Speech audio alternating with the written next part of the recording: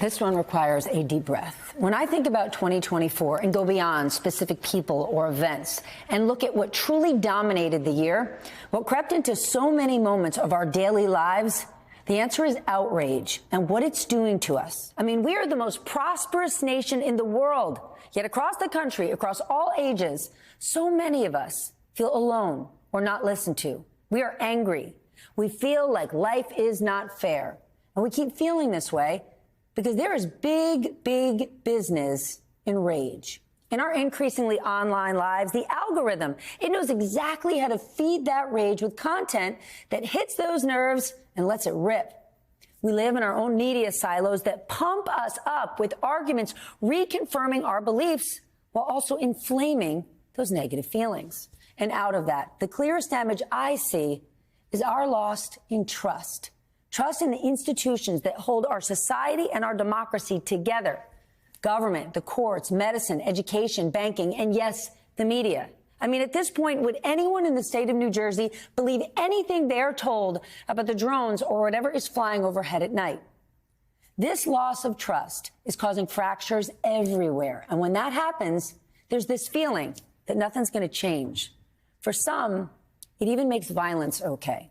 If you look at the murder of the CEO of United Healthcare, a man gunned down at 7 a.m. on the streets of New York City, no doubt we have a very flawed healthcare system. And his death brought up horror stories of people dealing with health insurance. But that does not give permission for murder. While the alleged shooter has since been charged with multiple state and federal charges, he's got supporters that are raising thousands of dollars for his defense. Violence normalized. Violence even celebrated. So my hope, my dream for 2025 is that we can take action in reversing this by tapping into something very important, something all of us actually have inside of us. You might not know it, but I'm going to tell you about it. It is called corpus callosum, big Latin words meaning tough body. They're the bundles of nerves that connect our left brain and our right brain.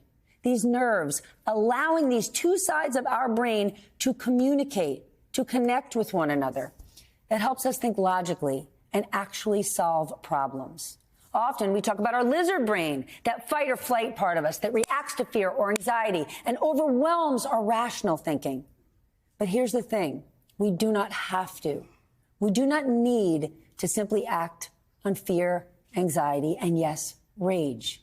We also have the divine ability to use reason. And with open hearts and minds, we can actually choose to move forward, possibly even together.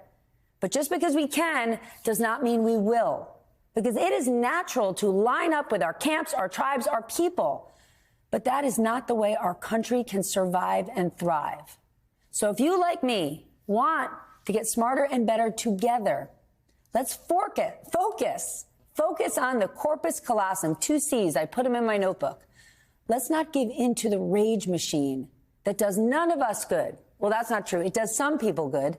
The many, many companies that profit off our anger. And let's hope that in the next year and in the years ahead, we can do the hard and important work that will actually bring us together.